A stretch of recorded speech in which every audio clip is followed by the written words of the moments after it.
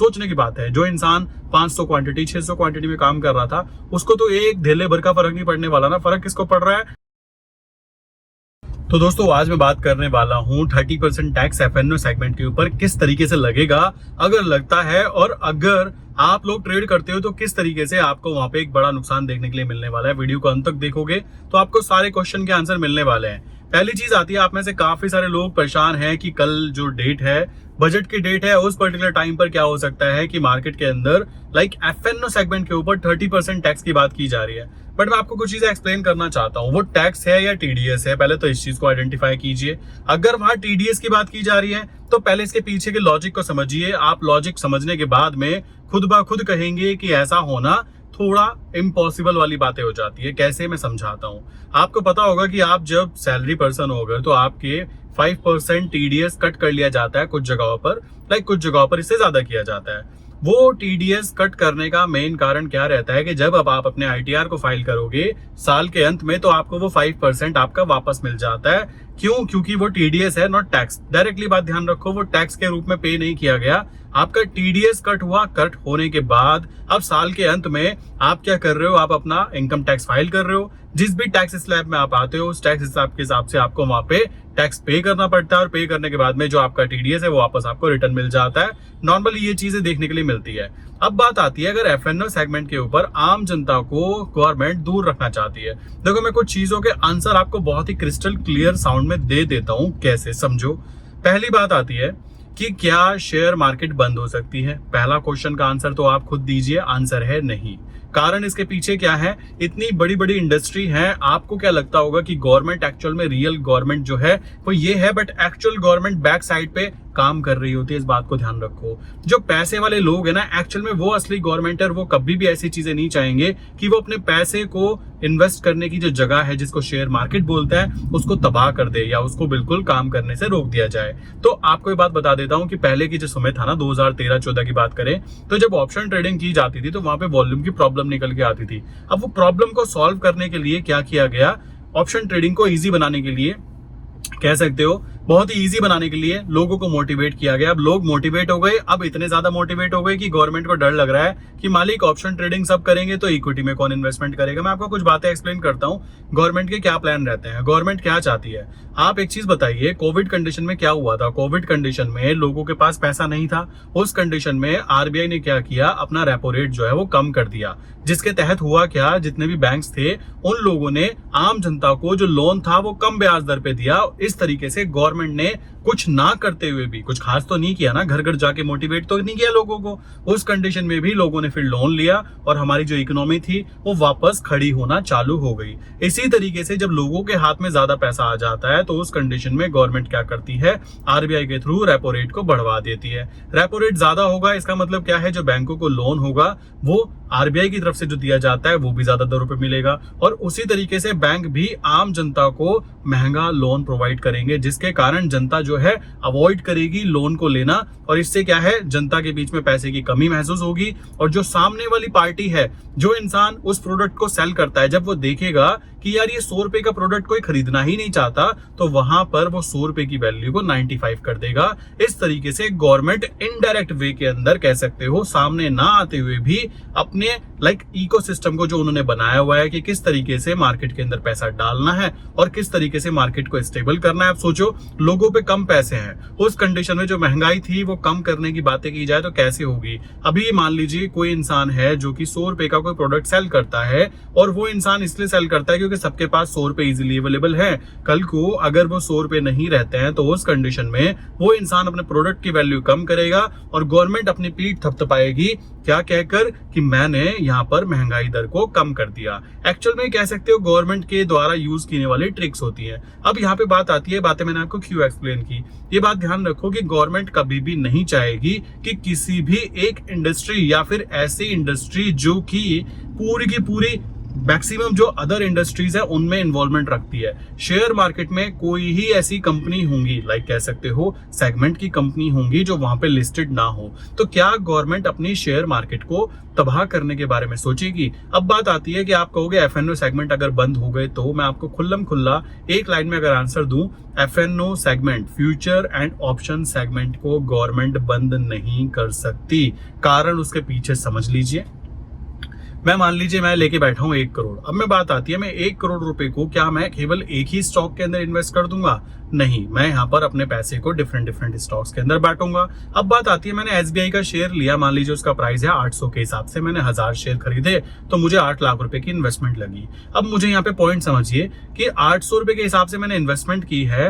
अब मैं चाहता हूं कि भाई 800 की इन्वेस्टमेंट पे मेरा जो है ना लॉस लिमिटेड हो, तो उस चीज के लिए हेज करने के लिए, अब आप कहेंगे कि आपके लिए गवर्नमेंट इतना क्यों सोचेगी? मैं आपको बता देना चाहता हूं गवर्नमेंट क्या चाहेगी। जितने भी म्यूचुअल फंड होते हैं, जितने भी एसआईपी प्लान आप करते हो, जितना भी पेंशन फंड होता है, जितना भी गवर्नमेंट का एक्स्ट्रा फंड होता है, भाई वो सारा का सारा शेयर मार्केट में जाता है।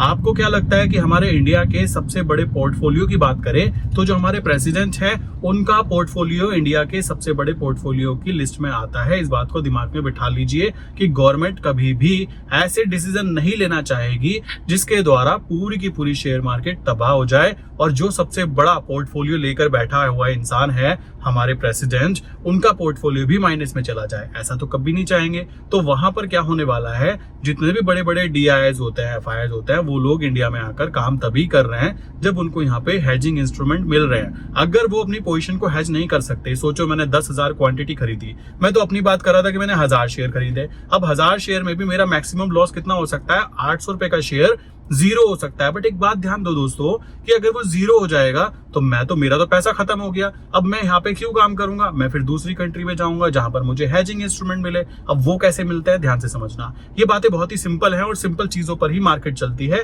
कोई कॉम्प्लिकेटेड चीजों पर नहीं चलती। इस बात को दिमाग में बिठा लीजिए। अगर 800 रुपए का शेयर है और मैं कहता हूं भाई देखो मैंने 1000 शेयर खरीदे और मैं चाहता हूं कि मेरा ना पर शेयर 100 रुपए से ज्यादा का लॉस हो ही ना सके, उस कंडीशन में मैं क्या कर सकता हूं? मैं क्या करूंगा, मैं मदद लूंगा। पहली बात तो मैं एक चीज ध्यान दो, अगर मैं इक्विटी मार्केट के अंदर, ध्यान से समझना मैं क्या कहना चाह रहा हूं, अगर मैं इक्विटी मार्केट में 1000 शेयर खरीदता हूं मेरे भाई, तो मुझे वहां पे 8 लाख रुपए की इन्वेस्टमेंट लगती है।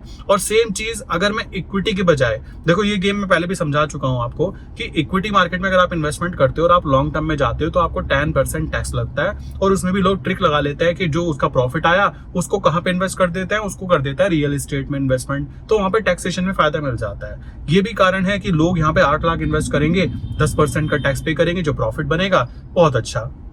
बट गवर्नमेंट जानती है कि जो समझदार आदमी होता है, लाइक आप कहोगे कि आप हमको समझदार नहीं मानते। भाई अगर आप एक चीज सोचो, आपको 1000 शेयर 800 रुपए के हिसाब से 8 लाख के मिल रहे हैं, वहीं एक दूसरा इंसान है जो फ्यूचर्स में काम करता है। फ्यूचर्स में काम करने का मतलब है कि वो 3 महीने आगे के कॉन्ट्रैक्ट नोट में काम कर सकता है। और गवर्नमेंट यही चाहती है कि वो 3 महीने आगे के कॉन्ट्रैक्ट नोट में काम कर रहा है, भाई तो इसमें ही कर ले। क्यों चाहती है समझो। कोई भी ट्रेड जब आप डालते हो ना, जरूरी नहीं है कि आपको 365 प्लस 1 डे तक उसको रखने के बाद प्रॉफिट ही दिखाई देगा। मान लीजिए मैंने आज कोई ट्रेड डाली, भाई मुझे 2 दिन में प्रॉफिट आ गया तो मैं तो निकल जाऊंगा ना। कोई इतना बड़ा बेवकूफ कैसे होगा कि वो कहेगा ना जी मैं ना केवल 10% टैक्स पे करना चाहता हूं अपने प्रॉफिट के ऊपर, ये रीजन है कि मैं 365 प्लस 1 डे तक उसमें बैठा रहना चाहता हूं।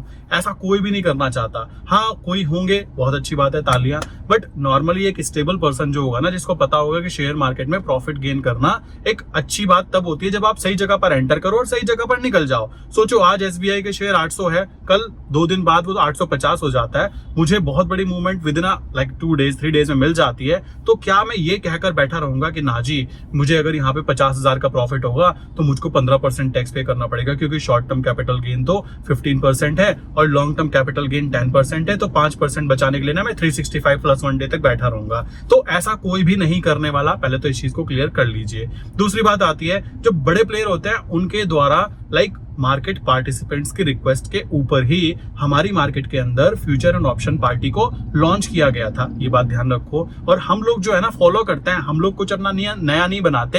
लोग कहते हैं ना चाइना कॉपी पेस्ट करता है, मैं कहता हूं इंडिया भी कॉपी पेस्ट ही कर रहा है। हमारे कॉन्स्टिट्यूशन को आप देखोगे तो कहां से आया हुआ है सबको पता है। हमारे यहाँ पे कंडीशंस देखो, जितनी भी मशीनरी वर्क कर रही है ना, कहां से आई हुई है सबको पता है। इसी तरीके से हमारा शेयर मार्केट भी यूरोपियन मार्केट्स को, अमेरिकन मार्केट्स को फॉलो करता है। वहां पे ऑप्शंस एंड फ्यूचर्स में काम होता है। इसी तरीके से यहाँ पे भी काम किया जा रहा है। बात आती है कि भाई फ्यूचर में काम करने का फायदा क्या रहता है। फ्यूचर में फायदा ये रहता है कि आपको जो 8 लाख का प्रोडक्ट है वो 2 लाख में मिल जाता है। बस शर्त ये है कि आपको 3 महीने के कॉन्ट्रैक्ट नोट के अंदर ही एंटर करना है। आप कहोगे भाई मैं तो पहले ही तैयार था, मुझे तो कोई दिक्कत ही नहीं है, मैं वहां 5% बचाने की बजाय यहाँ 5% एक्स्ट्रा पे करने के लिए तैयार हूँ, बट मुझे यहाँ पर एक तो कम पैसा पे करना पड़ रहा है। कॉमन सी बात है, मान लो मेरे पास 1 करोड़ पड़ा भी है और मुझे 8 लाख की बजाय 2 लाख ही पे करना पड़ रहा है, तो साइकोलॉजिकली मेरे पास अभी 98 लाख रुपीस मेरे डीमेट अकाउंट में बचे हुए हैं। तो ये है साइकोलॉजिकल गेम जो बड़े प्लेयर गेम खेलते हैं। आम जनता का पोपट क्यों कट जाता है? आम जनता कहती है देखो ना तो मैं किसी से लोन लेती, मतलब आम जनता के दिमाग में ना कुछ चीजें डाल दी जाती हैं कि उधार लेना बुरी बात होती है। बड़े बड़े जितने भी बिजनेसमैन है ना भाई, आप किसी भी कंपनी को देख लो, उनके ऊपर कितना बड़ा बड़ा कर्जा होगा ना, आप देखकर हैरान हो जाओगे। क्यों? उनको पता है कि बिजनेस ग्रो करना है तो वो बिजनेस के लिए लोन जरूर लेते हैं। और आम जनता को तो बचपन से सिखाया जाता है बेटा लोन लेना गलत बात है, सबको यही बताया जाता है। और आम जनता, एक इंसान 60 साल 65 साल का हो जाता है, जिंदगी में कभी लोन नहीं लिया होता, और वो क्या कहता है अपने बच्चों को, बेटा देखो मैंने ना कभी लोन नहीं लिया, तुम भी मत लेना। उसको कौन समझाया कि मालिक आपका पोपट बना दिया गया है। किसके द्वारा? गवर्नमेंट के द्वारा, प्लस गवर्नमेंट एजुकेशन सिस्टम के द्वारा, जो कि आपको ये चीज सिखाती है कि बेटा तुम केवल नौकरी करो, नौकर बन के मर जाओ। ये रियलिटी है। अगर कोई इंसान ग्रोथ करने के बारे में सोचेगा तो गवर्नमेंट क्या कहेगी, बेटा क्या कर रहे हो तुम, ऐसे करोगे? तो ये भी प्रॉब्लम की बात आती है। अब सेकंड पॉइंट आती है कि भाई फ्यूचर एंड ऑप्शंस की बात हो गई। क्या फ्यूचर बंद हो सकता है? कभी भी बंद नहीं होने वाला है, बात ध्यान रखना। फ्यूचर कभी भी बंद नहीं होगा। काफी लोग कह रहे हैं कि लॉट साइज बढ़ गया, तो हाँ देखो एक चीज देखो, सड़क पे चलता हुआ एक आदमी है जिसने कि पूरे दिन में दिहाड़ी मजदूरी के थ्रू 500 या 1000 रुपए कमाए, ठीक है, बहुत अच्छा। अब वो क्या कहता है, वो देखता है कि 15 बैंक निफ्टी का 15 का लॉट है, मैं क्या करता हूँ एक लॉट बाय कर लेता हूँ, लाइक मेरे लग रहे हैं इसमें 1500 रुपए, और हो गया तो डबल, नहीं हुआ तो 15 से ज्यादा का नुकसान होगा ही नहीं। भाई देखो उनको तो रोकना भी चाहिए, उनको तो मैं भी सपोर्ट में हूँ। क्यों रोकना चाहिए? क्योंकि उनको ना तो नॉलेज है, ना उनको कुछ पता है, ना वो प्रोफेशनली उसको चेक कर रहे हैं, वो केवल उसको जुए की तरह काउंट कर रहे हैं। रोक लो, कोई दिक्कत की बात नहीं है। अब अगर आप कहोगे लॉट साइज बढ़ा देंगे, भाई बात बताओ, बड़े प्लेयर को कद्दू फर्क पड़ेगा क्या? सोचने की बात है। जो इंसान 500 क्वांटिटी 600 क्वांटिटी में काम कर रहा था, उसको तो एक धेले भर का फर्क नहीं पड़ने वाला ना। फर्क किसको पड़ रहा है? जो इंसान लाइक 15 लॉट, 15 की 1 क्वांटिटी, 2 क्वांटिटी, 3 क्वांटिटी में काम कर रहा था, उसको फर्क पड़ेगा। तो पहली बात तो यह आ जाती है। और बहुत ज्यादा फर्क नहीं पड़ने वाला। आप देखोगे कि हर जगह पे लाइक आप देखोगे कि भाई लिखा रहता है, सिगरेट पीते हो उस पर लिखा रहता है कैंसर हो जाएगा, लोग फिर भी कर रहे हैं। ठीक, दारू पीता है किडनी खराब हो जाएगी, सब पीते हैं। सबको क्या जाता है जुआ मत खेलो, सब खेलते हैं। रिस्क लेने की बात करें तो लोग अनकैलकुलेटेड रिस्क लेना प्रेफर कर जाता है, बट शेयर मार्केट में कैलकुलेटेड रिस्क लेने में उनको डर लगता है। ये क्यों? क्योंकि एजुकेशन सिस्टम हमारा ऐसे ही डेवलप किया गया है कि बेटा नौकरी करनी है, नौकर बनते बनते रह जाना है और जिंदगी खत्म हो जाएगी, चुपचाप अपना ऊपर चले जाना। ये आपका फाइनल कह सकते हो प्रोसेस है, जो गवर्नमेंट की तरफ से प्री डिफाइन कर दिया गया है। गवर्नमेंट में बैठे हुए लोगों की बात की जाए उनकी तरफ से, तो एफएनओ कभी भी बंद नहीं होने वाला। इसी तरीके से ऑप्शंस की बात करें, मान लो मैंने फ्यूचर्स के अंदर 800 रुपए के प्राइस पे एफएनओ सेगमेंट में फ्यूचर्स के अंदर बाय किया, और मैंने बोला कि भाई मुझे 1 लाख से ज्यादा का लॉस ना हो। अगर मैं नीचे गिर जाता है 100 पॉइंट नीचे गिर जाता है तो मैं नीचे की पुट को बाय कर लूंगा। अब आप कहोगे कि बाय कर लूंगा, बाय करने का मतलब क्या हुआ? बाय करने का मतलब ये हुआ कि सेफ्टी पर्पस से। अब सोचो बाय करना है तो कोई तो सेल करने वाला होगा ना, तो ये भी बात आ जाती है।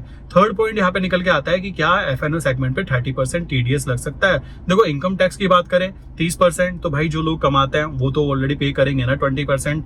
20 लाख से ऊपर जाते हुए 30% पे करना चालू कर ही देते हैं, नो प्रॉब्लम, उनको तो कोई खास फर्क नहीं पड़ने वाला, वो इसलिए चुप भी हैं। बट यहाँ पर प्रॉब्लम पड़ेगी उन लोगों के लिए भी अगर बात की जाती है टीडीएस के ऊपर कि बेटा टीडीएस कट होगा। टीडीएस कट होने का मतलब ये हो जाता है कि मैंने मान लीजिए 2 ट्रेड डाली, मैंने बोला कि भाई मैंने एक काम करता हूँ, मैंने देखा कि गोल्ड का प्राइस 72,000 चल रहा है, तो मैंने क्या किया 72,000 की पुट को सेल किया और नीचे की 71,500 की पुट को मैंने बाय किया।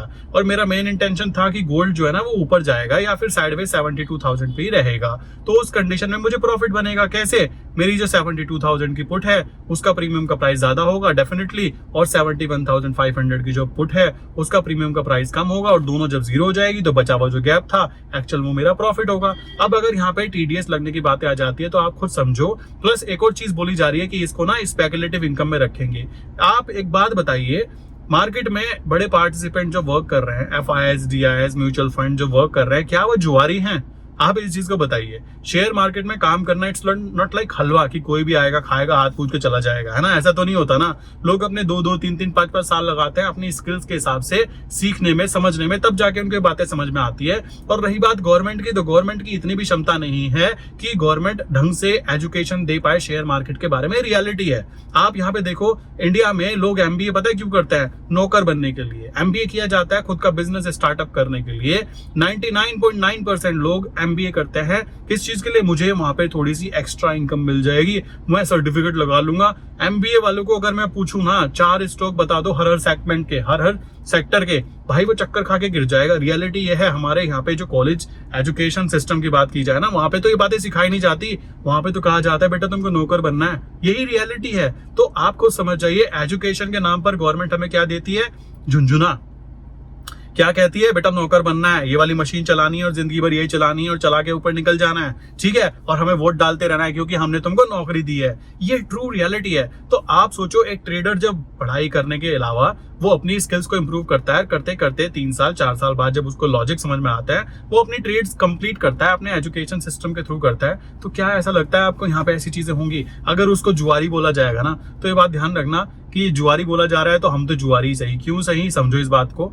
रीजन उसके पीछे नौकरी आप दे नहीं पा रहे हो, सारी बातें निकल के आती है। और गवर्नमेंट इस बात को जानती है। गवर्नमेंट ये चीज समझती है कि बेटा जो लोग लगे हुए ना, जो काम कर रहे हैं, करने दो, क्योंकि अगर उनसे आप काम छीनोगे तो वो भी बेरोजगार की लाइन में खड़े हो जाएंगे और कहेंगे हमको भी नौकरी दो मालिक, हमको भी आईएएस बना दो, हमको भी आईपीएस बना दो। अब सब घर में आईएएस आईपीएस बन के बैठ जाएंगे तो बाकी काम कौन करेगा मेरे भाई? सबको ये बात भी समझनी चाहिए। और ट्रेडिंग की बात की जाए, ट्रेडिंग एक ऐसा बिजनेस है जो कि आपकी स्किल्स पर डिपेंड करता है। अब गवर्नमेंट यहाँ पे क्या चाहेगी? गवर्नमेंट चाहेगी, देखो मैं आपको एक बात और बताता हूँ। मेरे पास एक क्लाइंट है, उनका कहना था कि अच्छी खासी आईआईटी की नौकरी करते हुए, आईआईटी के अंदर, आईआईटी कानपुर से पास आउट, एक हेज फंड ने उनको हायर किया और उनके मतलब जो रिलेटिव है उनकी बात हो रही है, उनको हायर किया और 6 करोड़ का पैकेज पे किया गया है। कहां पर? लाइक दुबई या अमेरिका जैसी कंपनी जहां पे होती है, वहां पर उनको 6 करोड़ का पैकेज पे किया गया है। आप सोचो कि आईआईटी से पढ़ने के बाद में जो लाइक क्वांट ट्रेडिंग होती है, जो एल्गो ट्रेडिंग होती है, वहां पर हेज फंड के साथ में काम कर रहे हैं वो इंसान। अगर ये जुआ होता, अगर ये बेसिकली स्पेकुलेटिव इनकम होती, तो ऐसी स्टडीज क्यों कराई जाती, ऐसे एल्गोस क्यों बनाए जाते? और गवर्नमेंट चाहती है आम जनता को, मैं आपको बताऊं, कि मोटिवेट करे कि तुम इक्विटी में पैसा लगाओ। कहां तुम चक्कर में पड़ रहे हो मेरे भाई? तुम इक्विटी में पैसा लगाओ ताकि देश की इकोनॉमी ग्रो करती दिखाई दे और तुम भिखमंगे की भिखमंगे रह जाओ। ये रियलिटी है, यही रियलिटी है। लोगों को अभी जाके समझ में आया कि भाई कैसे गेम खेलना है, बट ये गेम को रोकने की कोशिश की जाएगी। बट 30% टीडीएस लगाना इम्पॉसिबल हो जाएगा। जो लोग लाइक एफएनओ सेगमेंट को जानते हैं ना, वो एक बात समझना, ध्यान से समझना मैं क्या कहना चाहता हूँ। आपका आंसर यही कहीं मिल जाएगा। क्या टीडीएस लग सकता है 30%? देखो ध्यान से समझो, 30% टीडीएस का मतलब क्या होगा? मान लीजिए मैं एग्जांपल के तौर पे बोलता हूँ कि भाई मैं ना FNO means future and option दोनों आ जाता है। मैंने क्या किया, मैंने बोला कि भाई जैसे मैंने एग्जांपल लिया 72,000 का, तो 72,000 की जो पुट है मैंने सेल की और 71,500 की पुट को मैंने बाय किया। मेरा इंटेंशन क्या था? इंटेंशन ये था कि भाई जो पुट है, लाइक जो पास वाली पुट है 72,000, उसमें मुझे प्रॉफिट होगा। मान लीजिए 5,000 का प्रॉफिट हुआ और नीचे की जो पुट है उसमें मुझे 3,000 का लॉस हुआ। तो 5,000 माइनस 3,000 इज इक्वल टू 2,000। तो एक्चुअल जो मेरा प्रॉफिट बना वो 2,000 बना।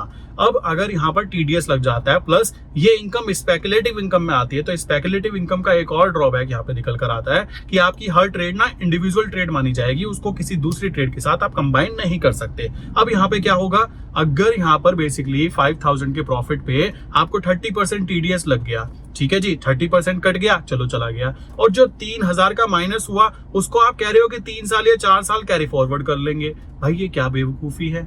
क्या इकोसिस्टम वर्क करने देगा? एफएनओ सेगमेंट क्या इस तरीके से वर्क करता है? आप खुद इस चीज की बुद्धि का इस्तेमाल करके बताओगे तो आप खुद नीचे कमेंट करके जाओगे कि नहीं जी ऐसा पॉसिबल नहीं हो पाएगा। दूसरी बात आती है, आप कहते हो मैंने फ्यूचर को बाय किया, बहुत अच्छा जी, फ्यूचर बाय कर लिया आपने बोला कि 800 रुपए के शेयर प्राइस के हिसाब से मैंने एक फ्यूचर लॉट बाय किया, एसबीआई का मान लेते हैं, चलो जी बाय कर लिया, तालिया। अब सेकंड पॉइंट आपने क्या कहा कि फ्यूचर ऊपर जाएगा, आपका इंटेंशन ऊपर जाने का था, बहुत अच्छा।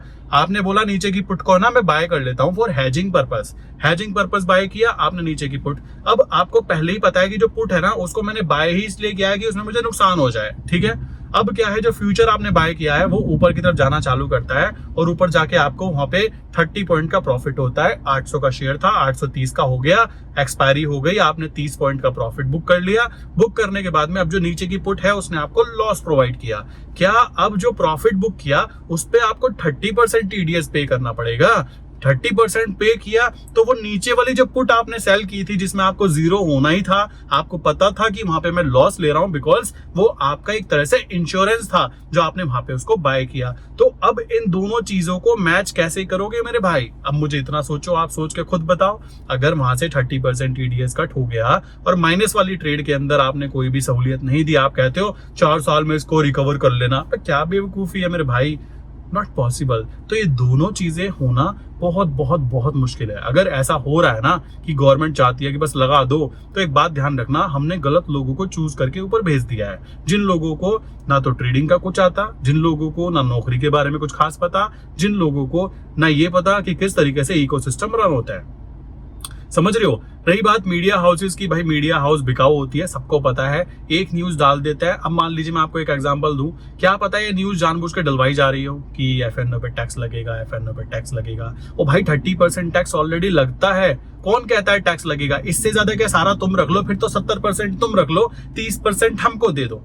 यही तो हो सकता है ना, इससे ज्यादा और क्या हो सकता है? कोई कहे कि टैक्स लगेगा, भाई टैक्स ऑलरेडी लग रहा है। एक्चुअल में ये एक पैनिक कंडीशन बनाने की कोशिश की जा रही है।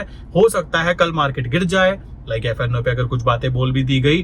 देखो गेम समझना, मैं नहीं बोलना चाहता कि ऐसे गवर्नमेंट ऐसा सोचती होगी, सोच भी सकती है, रोका किसने है? समझ रहे हो? 4 तारीख को क्या हुआ सबको याद है ना? क्या बताया गया था? ऊपर जाएगी, ऊपर गई। अगले दिन क्या हुआ था? नीचे जाएगी। किसी को नहीं पता था ना। ये चीज आती है। लोगों ने वहां टॉप के ऊपर बाय किया था मेरे भाई, टॉप के ऊपर लोगों ने बाय किया था कि मोदी जी ने बोला है। तो इसी तरीके से अगर मान लीजिए कल एफएनओ सेगमेंट के ऊपर रूल लगा दिया जाता है कि 30% लगा दिया भाई, 30% टीडीएस लगेगा। अरे बेवकूफो, ये तो बताओ लगेगा कैसे? पॉसिबल ही नहीं है। उस चीज के अंदर कैसे लगा सकते हो? उस तरीके का टैक्स वहां पे नहीं लग सकता। 30% टैक्स की बात की जाए, टैक्स भी आप तुरंत थोड़ा ना काट लोगे, साल के अंत में तो 30% काटोगे मेरे भाई। ये भी तो पॉइंट निकल के आता है। आप सोचो, आपने 10,000 का प्रॉफिट गेन किया पुट के अंदर, आपने जो पुट को सेल किया वहां पे आपके 3,000 कट गए, और जहां 7,000 का आपको लॉस हुआ उसको कह रहे हो 3 साल 4 साल उसको साहब उसको बराबर कर लेना। क्या ड्रामा है ये? अब वो 3,000 जो कट गए, वो 3,000 एक्चुअल में मेरा कैपिटल ऐड होता जिसके थ्रू मैं अपने आप को ग्रो कर पाता। आपने पहले ही ट्रेड डालने से पहले ही वो काट लिए अगर, तो क्या बचेगा? क्या इस तरह से मार्केट चलेगी? और चलो अपना तो चल जाएगा जो होगा, लाइक कैसे चल जाएगा? हम तो छोटे प्लेयर हैं। बड़े प्लेयर जिनकी बात की जाए, जिनके पास 100 करोड़ का फंड है, वो कहता है मुझे महीने का 2% निकालना है, और वो क्या करते हैं? वो बड़ी बड़ी क्वांटिटी के अंदर ट्रेड डालता है। कहते हैं भाई 50 लाख का मुझे प्रॉफिट दिखाई देगा और 30 लाख का लॉस दिखाई देगा, तो 20 लाख का मेरा फाइनल प्रॉफिट आया। बट उनमें तो 50 लाख का जो प्रॉफिट बना, तो 15% के हिसाब से लाइक कितना चला गया? 7.5 लाख तो वहीं के वहीं टीडीएस में कट गया, प्लस 30 लाख जो माइनस चल रहा था उसको तुम कह रहे हो 4 साल तक कंटिन्यू करके रखना। तो ये चीजें इलॉजिकल है। हो सकता है जानबूझ के इसकी न्यूज फैलाई जा रही है, और न्यूज फैलाने वाले लोग महामूर्ख होते हैं, इस बात को ध्यान रखना। वो मीडिया हाउसेस भी बिकाऊ हो सकती है, किसी पे भरोसा मत करो मेरे भाई। वो भी बिकाऊ हो सकती है। कैसे बिकाऊ हो सकती है? उनको तो फीस मिल रही है, उनको क्या है, छाप देंगे एफएनओ पे लगेगा टैक्स, आम जनता हो जाएगी दूर। अब आम जनता पैनिक में आके क्या करेगी? भागो रे भागो वाली कंडीशन बनेगी, मार्केट नीचे गिरेगी, बड़ा प्लेयर एंटर करके बैठ जाएगा जिसने वो न्यूज फैलवाई है, और 2 दिन बाद कह देंगे नहीं जी लग नहीं सकता, नॉट पॉसिबल, नहीं लगेगा। वो फिर ऊपर चली जाएगी। पोपट किसका कटा? उस आम आदमी का जो बार बार न्यूज चैनल को देखता रहता है, फर्जी न्यूज चैनल को देखता रहता है। भाई मैं तो न्यूज देखना बंद कर दिया है, रीजन उसके पीछे बिकाऊ मीडिया। सच बात है, ये रियलिटी है। समझ रहे हो? आप एक न्यूज को अगर एनालाइज करोगे ना, आप देखोगे वो इंटरलिंक है एक दूसरे के साथ में। तो कभी भी शेयर मार्केट में काम कर रहे हो ना, तो फर्जी न्यूज चैनल को मत देखा करो। कोई भी फर्जी न्यूज जो आती है उसको मत देखा करो। जिस तरीके से मैंने आपको बताया था करेंसी के अंदर क्या गेम खेल रहे हैं लोग, वही गेम यहाँ पे निकल कर आता है। कुछ ना कुछ बड़ा गेम खेल रहे हैं, बट एक्चुअल में आम जनता को अगर बाहर कर देंगे तो करेंसी जैसा हाल हो जाएगा। आज करेंसी में 90,000 बाय साइड की क्वांटिटी थी जीरोधा में, और केवल 7,000 सेल साइड की क्वांटिटी थी। क्या ये चीज सेबी को नहीं दिखाई दे रही? क्या ये चीज एनएसई को नहीं दिखाई दे रही? क्या ये चीज आरबीआई को नहीं दिखाई दे रही? प्लस इंडिया से लोग छोड़ के इलीगल एक्टिविटी में जा रहे हैं। आप देखोगे सिंगापुर जा रहे हैं, इलीगल एक्टिविटी दुबई में जा रहे हैं, इलीगल एक्टिविटी इंडिया में रहकर इलीगल एक्टिविटी कर रहे हैं, कैश में पैसा ट्रांजैक्शन कर रहे हैं। क्या आपको वो चीजें नहीं दिखाई दे रही है? ये सब दिखाई दे रहा है। बट मैंने आपको बताया ना कि गवर्नमेंट जब उधार ले रही है, बॉन्ड्स के रूप में बॉन्ड गिरवी रखकर पैसा ले रही है, तो आरबीआई के गवर्नर साहब आके ही थोड़ा ना कहेंगे कि हम ना पैसा उधार ले रहे हैं मालिक। और कमाल की बात है हमारे इंडिया की, मुझे तो हंसी आती है। मान लीजिए कोई कहे, मैं बोल रहा हूँ मैंने 10 करोड़ का लोन ले रहा हूँ, और मैं ना सेबी से 10 करोड़ उसका एसबीआई से 10 करोड़ का लोन ले रहा हूं, और मैं इस चीज को गले में एक माला लेके घूमूं कि देखो जी मैं ना कैपेबल हूं, कि एसबीआई ने मेरे ऊपर भरोसा किया कि मैं 10 करोड़ का लोन लेने के लिए सक्षम हूं। अरे भाई तू लोन ले रहा है, गिरवी आ रहा है, तू दब रहा है। एक्चुअल में ये चीज ना देखकर और इसको सेलिब्रेट किया जाए, मैं पार्टी करूं, 10 करोड़ मिल रहे हैं मुझको। समझ रहे हो? उल्टा ही गेम है। हमारे इंडिया में कुछ लोगों की साइकोलॉजी खत्म है, खत्म, माइनस। समझ रहे हो? ये सबसे बड़ी प्रॉब्लम की बात है। तो आई डोंट थिंक ऐसा कुछ होने वाला है। और रही बात एफएनओ बंद होने की, नहीं होगा, फ्यूचर एंड ऑप्शन बंद नहीं होगा। टैक्स की बात रहे, हो सकता है टैक्स 30%, वो ऑलरेडी है मेरे भाई, जो 20 लाख से ऊपर कमाता है उनको पता होगा। प्लस रही बात कि आपने 1000 रुपए भी कमाए तो उस पर 30% टैक्स लगेगा, ऐसा भी करने की प्रोबेबिलिटी ना के बराबर है। कारण है उसके पीछे वॉल्यूम खत्म हो जाएगी, क्योंकि जो छोटा प्लेयर होता है वही वॉल्यूम प्रोवाइड करके देता है, एक आम आदमी ही वॉल्यूम प्रोवाइड करता है। बड़ा प्लेयर तो केवल हैजिंग करने के लिए ट्रेड डालता है, सिंपल, इससे ज्यादा कुछ नहीं होगा। सोचो, आप खुद बुद्धि का इस्तेमाल करो। 2012-13 की बात करें तो वॉल्यूम नहीं थी भाई, प्रॉब्लम आती थी मार्केट। आज पता है प्रॉब्लम क्या आएगी फिर? अगर सोचो वॉल्यूम नहीं है, यहाँ पे मार्केट चल रही है, एक ही बंदा बहुत बड़ी क्वांटिटी में ट्रेड डालेगा, मार्केट ऊपर चली जाएगी। फिर वहां पे जो ऐसी ट्रेड बनेगी ना, उसकी जिम्मेदार कौन होगी? सेबी। फिर उसको कौन रोएगा? सेबी को। ये चीज आती है। सेबी अच्छी बात है, मार्केट के अंदर लोगों को सेव करना चाहती है। मैं बहुत ज्यादा कह सकते हो पॉजिटिव हूँ सेबी के प्रति, बिकॉज कुछ तो कर रहे हैं। बट एक चीज सोचो, जो लोग वहां बैठे हैं ना, शायद वो लोग ये बात भूल रहे हैं कि हमें रेगुलेट करना है, हमें रेस्ट्रिक्ट नहीं करना है। अगर मार्केट ग्रो कर रही है ना भाई, 140 करोड़ 50 करोड़ लोगों का देश है, मार्केट ग्रो क्यों नहीं करेगी? उनका पैसा है, उनको समझ में आ रहा है लगाना है, लगाने दो। मैं अगर घर के बाहर खड़ा होकर कोई बिजनेस खोलूंगा, मैं कहता हूं मैं तो सब्जी की दुकान खोलना चाहता हूं, कैसे रोक लोगे? आप बताओगे कि सब्जी की दुकान के अंदर नुकसान होता है? या कमाल की बात ही कर रहे हो? सो ऐसा होना इम्पॉसिबल बात है। सो अभी के लिए यही बात आती है, फालतू की न्यूज चैनल मत देखो, एक जेन्युइन चीज देखो, आपको पता लग जाएगा कि हाँ ठीक है। बाकी कल फाइनेंस मिनिस्टर जो भी बात बोलेंगी उसके हिसाब से बातें होंगी, प्लस उसके हिसाब से मार्केट गिरती भी है। तो एक बात ध्यान रखना, अगर उन्होंने लगा भी दिया ना, वो हटाना पड़ेगा, और ये गेम हो जाएगा किसके साथ? आम जनता के साथ। ये बहुत चालू गवर्नमेंट है, ये बात ध्यान रखो। ये गिरा देगी, गिराने के बाद में बाय करके बैठ जाएंगे उनके प्लेयर्स, और वो फिर खड़ा कर देंगी, तो आपका पोपट कट जाएगा। हो सकता है वो कल ही शॉर्ट पोजीशन बना के बैठ जाए कि हम ना एफएनओ पे रूल लगाएंगे, मार्केट गिरेगी, गिरने के बाद में रूल लगाने के बाद में रूल हटा देंगे, नीचे से फिर बाय करके बैठ जाएंगे। भाई बहुत ही गंदे वाला गेम खेला जाता है। आम जनता प्लीज बच के रहो, फालतू के पंगों में मत पड़ो। सिंपल बात आती है, जो चीजें हैं वैसे ही चलने वाली है। रही टैक्स की बातें, इनकम कमाओ, टैक्स कमाओ और यहाँ से निकलो, रियलिटी ये है, ठीक है। बाकी एवरेज बातें समझ गए होंगे, जो बातें मैं आपको एक्सप्लेन करना चाहता था। किसी के माइंड में कोई क्वेश्चन है, कोई भी फाइनेंस मिनिस्टर की तारीफ करना चाहता है, सेबी की तारीफ करना चाहता है, तो नीचे कमेंट में जाके अपनी दिल खोल के तारीफ कर सकता है, ठीक है। मैं भी जानना चाहता हूँ कि क्या तारीफ निकलती है ऐसे फाइनेंस मिनिस्टर के लिए, ठीक है। आई थिंक थोड़ा सा पॉजिटिव मोटिवेशन जरूर मिलेगा कि क्या तारीफ निकलती है। क्या मेरे लिए ही मैं ही वैसी तारीफ करता हूँ, या आप लोग भी वैसी तारीफ करते हो अपने फाइनेंस मिनिस्टर की कि बहुत अच्छा काम कर रहा है? तो कमेंट करके अपनी राय जरूर बताइएगा दोस्तों।